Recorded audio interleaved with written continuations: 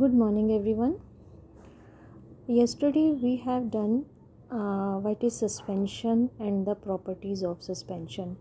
Now we are going to start with the next topic, that is what is a colloidal solution. Colloidal solution means that appears to be homogeneous, but actually it is a heterogeneous mixture. Okay, that appears to be homogeneous, but actually it is a heterogeneous mixture. For example, milk.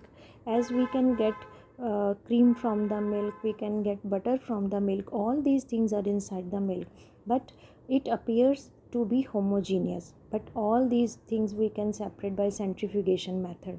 So we can say that colloidal solution, in the colloidal solution, the particles of the colloid are uniformly spread, and but that is appearing like the homogeneous, and actually it is heterogeneous. And the size of the particles, we can't see them with the naked eyes, and these particles, they scatter the light. And this scattering of light, what is Tyndall effect? The scattering of beam of light is by the colloidal particles is called the Tyndall effect, after the name of the scientist John Tyndall. Tyndall effect. Now the question is that where can we observe the Tyndall effect in our routine life? We can observe Tyndall effect in our routine life also.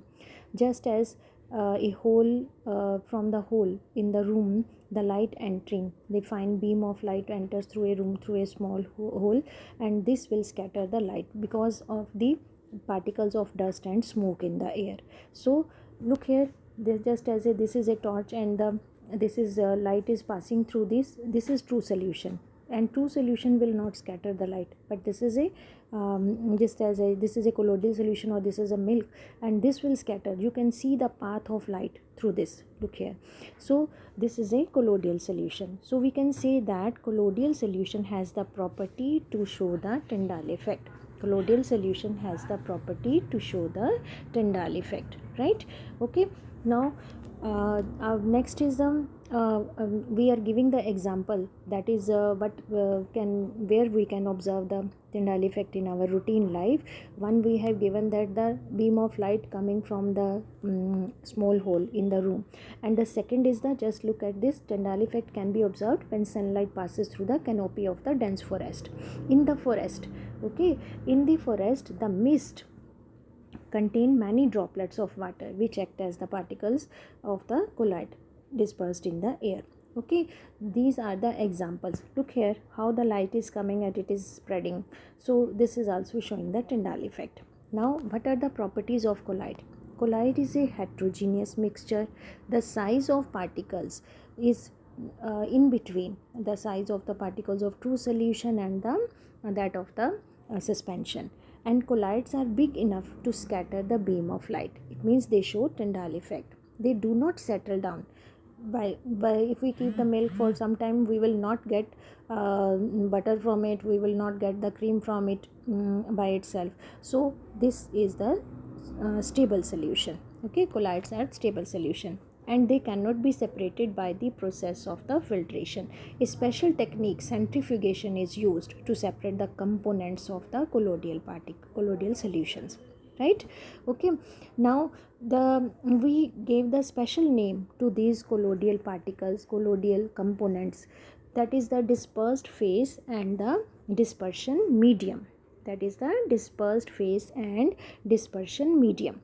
Dispersed phase is equal to the dispersed phase, that is equal to the solvent dispersed phase, that is equal to the solute that is taken in the less quantity. Okay, and the dispersion medium, that is equal to the solvent that is taken in the large quantity.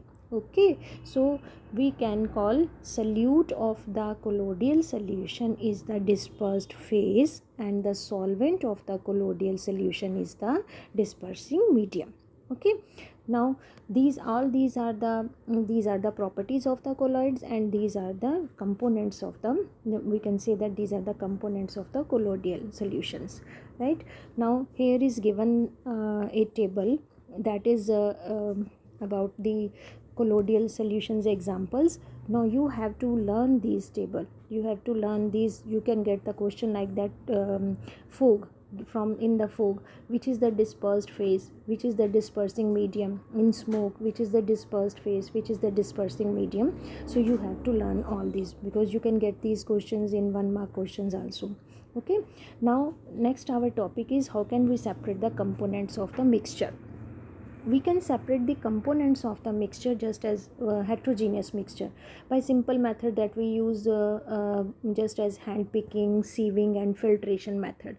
But there are some substances or some mixtures that cannot be separated by simple method. Just as how can we obtain colored component from the blue black ink, from how can we get dye from the blue black ink. Now first the question is that what is the ink. Ink is the mixture of dye and water. Ink is a mixture of dye and water.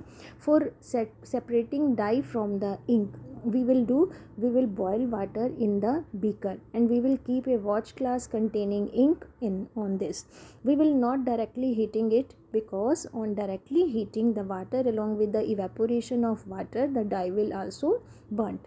So we have to keep it in indirect heating, and when we heat it, water will get evaporated and the residue that will be left, that will be the dye.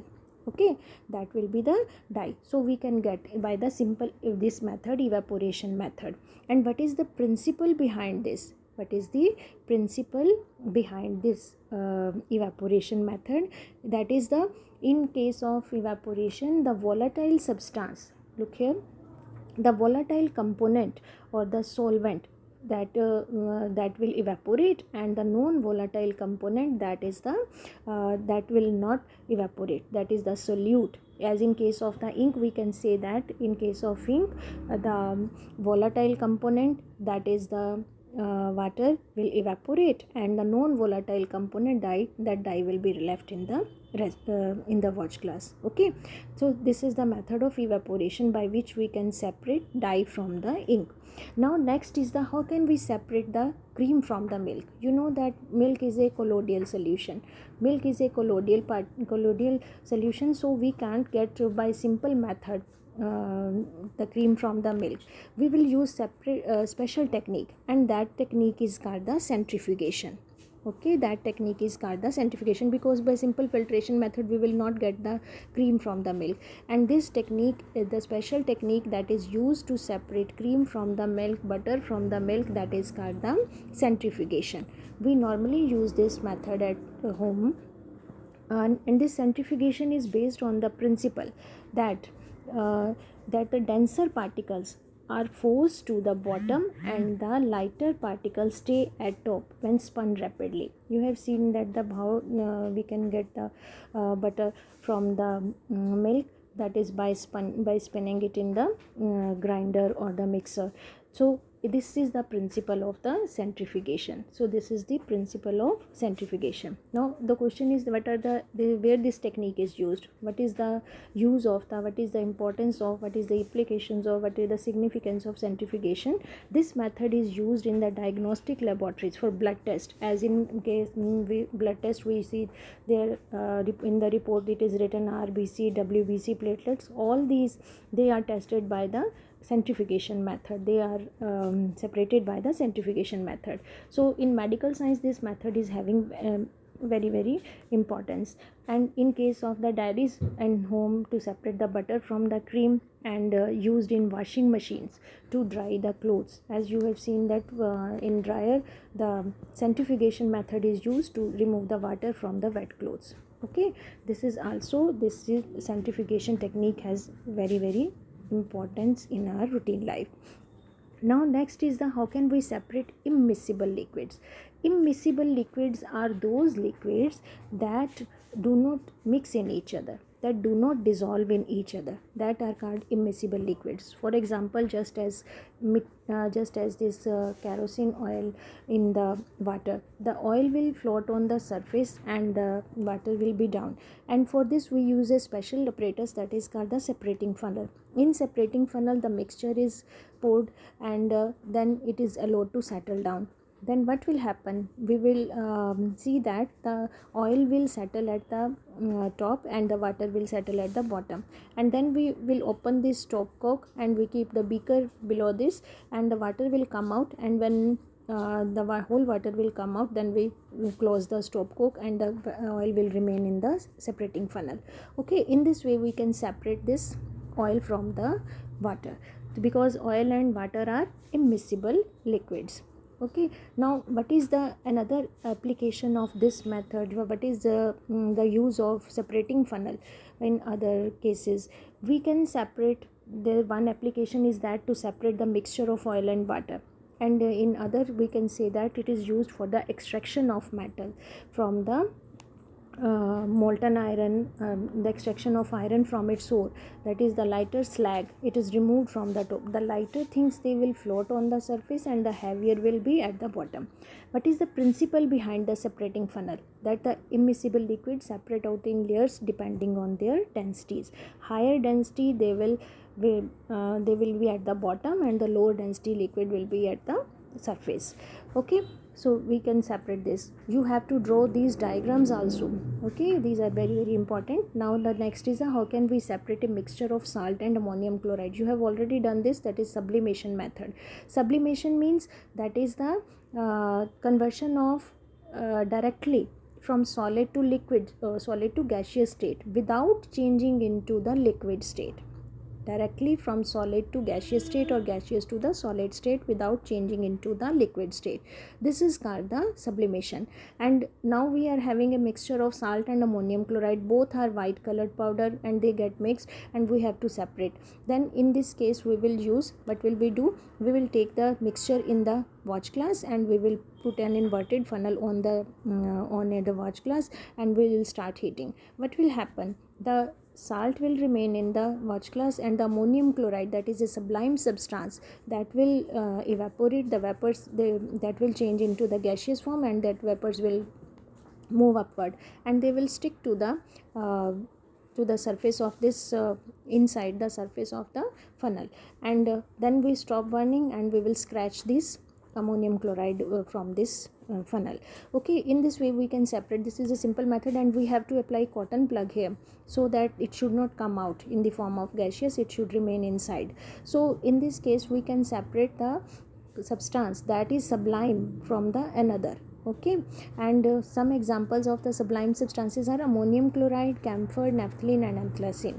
All these are the sublime substances, and the principle is that when we can separate by sublimation, only those mixtures in which at least one that should be sublime and the other should be non-sublime, otherwise it will not be separated.